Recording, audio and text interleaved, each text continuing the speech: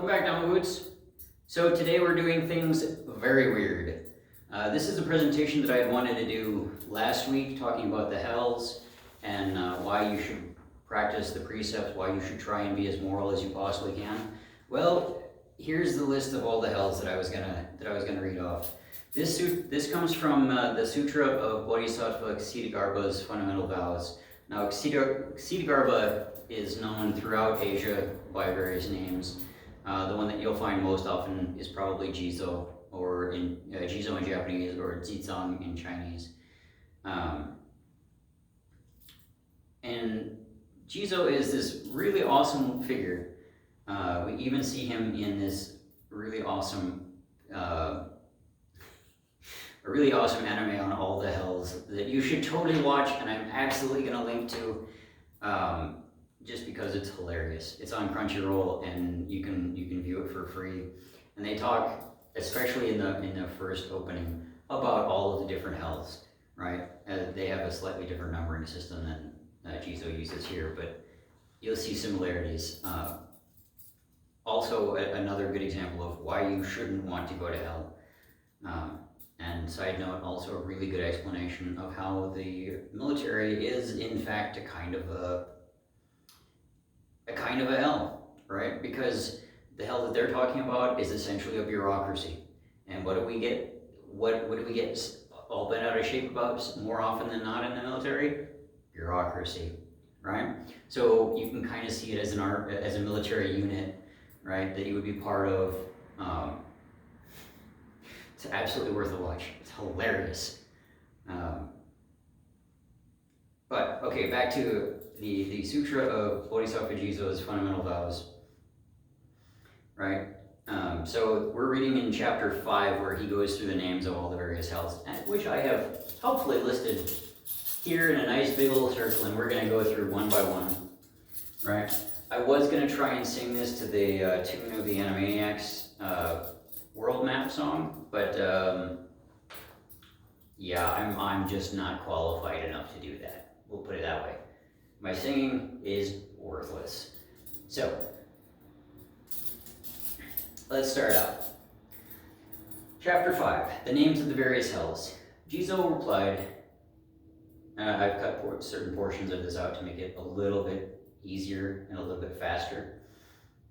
Jizo replied, Sir, fully respecting Buddha's majestic spirit and the Mahasattva's power, I shall now give you a brief account of the designations of the various hells, as well as the different sorts of retribution for different kinds of evil actions. So this right here is going to represent Chakravarta in Jambudvipa. Right? In the east of Jambudvipa, there is Chakravarta, iron enclosed. Inside of Chakravarta, you'll find Avicii, next to Mahavicii. Then there's Four Corners Hell, Flying Sword Hell, Flying Arrows Hell too, right? Then there's Pitching Mountains Hell. I've tried to give you kind of like a helpful diagram of what goes on in these different hells.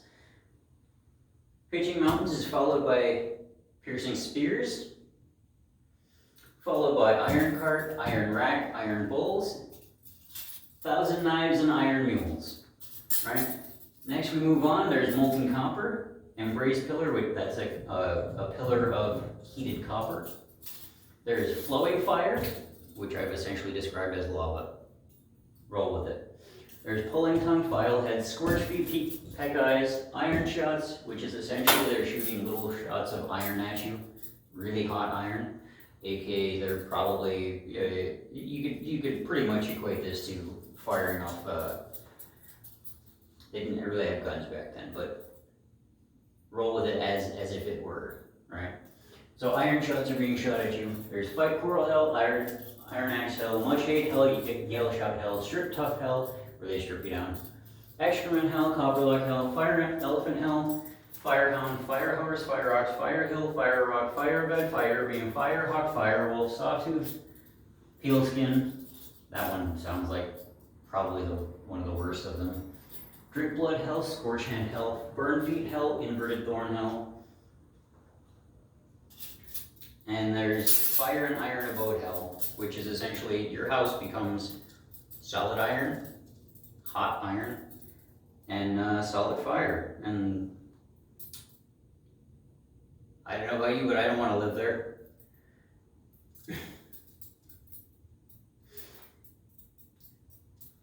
And in each of these, there are some bigger hells and some lesser hells.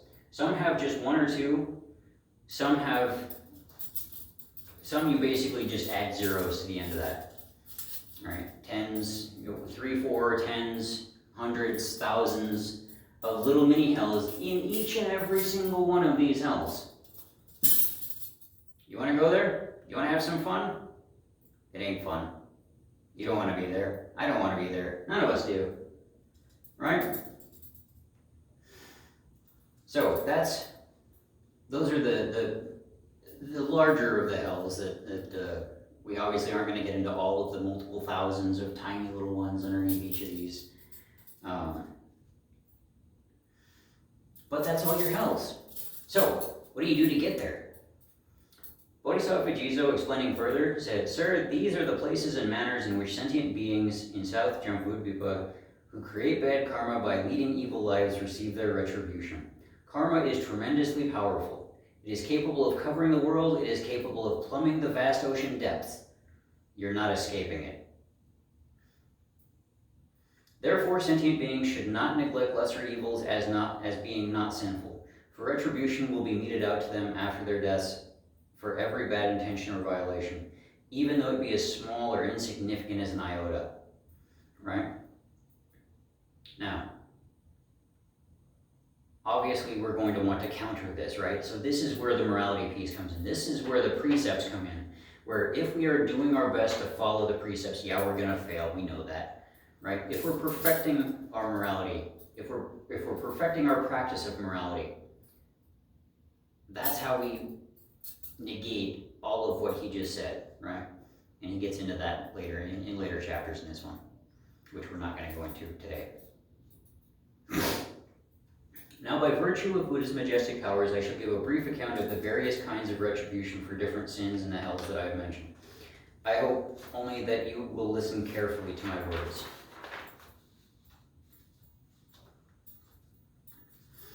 Jizo said, "Sir, some of the different sorts of retribution meted out in the various hells are as follows. In some hells, the tongues of punished beings are plucked out to be plowed under by oxen or cows. And where was it? It was right there. Yay! Not yay. This is definitely not a yay situation, right? You definitely don't want to be there. In others, the hearts of punished beings are ripped out to be devoured by yakshas, aka kind of like, not exactly demons, but strange beings. Look them up. They're fun. In others, the bodies of punished beings are boiled in huge pots full of sizzling water. In others, punished beings are forced to embrace red-hot, scorching copper pillars. In others, punished beings are chased and caught by bursts of fire. That one, that one, that one. All of these, right?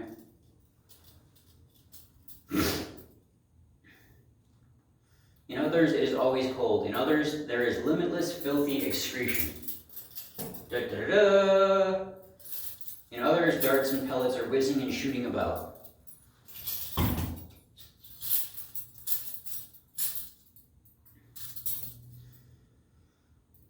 In others, many fiery spears are continuously stabbing out. Where was that one? That one was towards the beginning. Piercing spears, yay! So traditionally, one of the ones that they talk about is this. There would be like a wall here, right? Person has to climb this this wall that is studded with all of these iron spikes, and every once in a while, a demon will pop out with a spear and just stab you, and you fall down and have to start back over again, time and time and time again, for eternity. In others, only their hands and feet are burned. So you're walking around with burnt feet. Hooray! Yay! Not yay. Again. In others, only their hands and feet are burned. In others, there are iron serpents winding and twisting about punished beings. In others, there are iron hounds chasing them. And still others, there are iron mules riding them. So this one, yeah, don't get that mixed up. You're not riding the iron mule, it's riding you. Fun! Not fun. Don't let this happen to you. Right? Now, thanks to the Buddha's majestic spirit and your inquiry, I've just completed a brief account of the different sorts of retribution and the various kinds of hells. However, to give an exhaustive description of every kind of retribution for every sort of sin in each and every type of hell, with the hundreds of thousands of miserable tortures in each one of the innumerable hells, would not be possible even if I were to continue for innumerable kalpas. So a kalpa is essentially an eon, so innumerable eons, right? He's saying there's no way I can possibly describe all the tortures you're going to suffer in hell, right? This is a clear-cut way of saying you don't want to be here because there's no limit to how terrible this place can be. There's no limit to just exactly what bad stuff can happen here. So obviously don't go there, right? Instead, practice morality. Practice the keep up your practice of the precepts. Do as many of them as you can, right? Do the best that you possibly can to keep those up and to keep following them, because that's what's going to keep you safe. That's what's going to keep you out of hell, right? Now, I would be remiss if I did not kind of explain why I have my little staff out, which I usually don't, but every once in a while I do bust it out. So, me acting as your guide, acting as your own personal Jizo for this little sermon, right?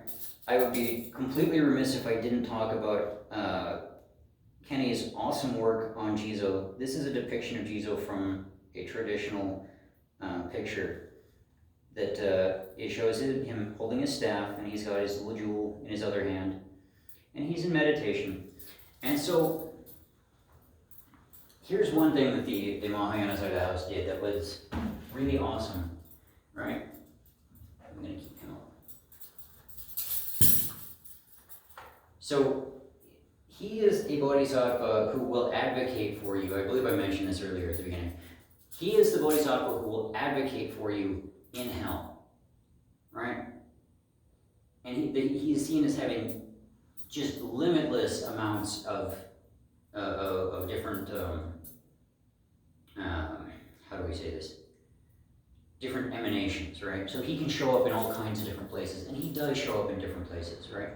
So you'll see, especially in the kind of purgatory, as it were, for children who were never born, or for children who died too young to really start building their own karma, right? You'll see him there, and he's kind of got kids hidden under his robe, so that the yakshas, the demons, right, can't see them because they're hidden under his robes, and he's kind of like walking like this, pretending like they're not there, like, yeah, there's no kids under my robe. We're not like trying to protect them or nothing.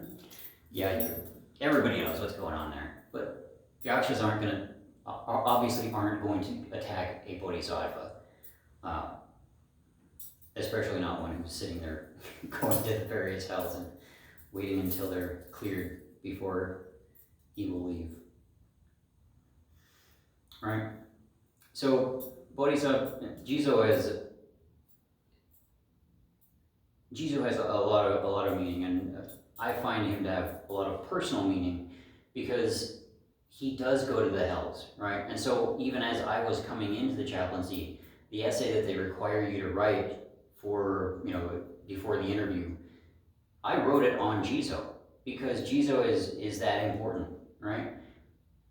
I see what I'm doing as a chaplain as essentially being maybe not a Jizo proper, but a certain helper of Jizo, right?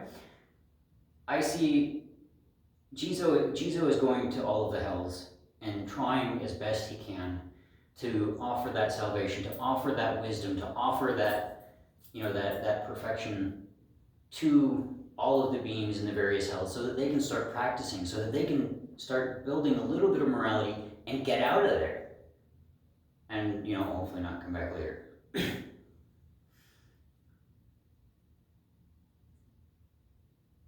So for me personally, this topic really means a lot, and I just wanted you guys to know that this is, as much as this is me trying to give you an entertaining and useful educational sermon on why you shouldn't go to hell, if you do end up there, you got a protector, right? And while you're in, shall we say, the hell that is this world sometimes, not always, but sometimes, you got a protector here too, right? I'll do what I can. I obviously can't do everything, but I will help out where I can. I will, like I said, Jizo means a lot to me. And that symbolism of helping those who are in that bad state, in that bad way, that's what I'm here for, right? So if you need, reach out. Salute.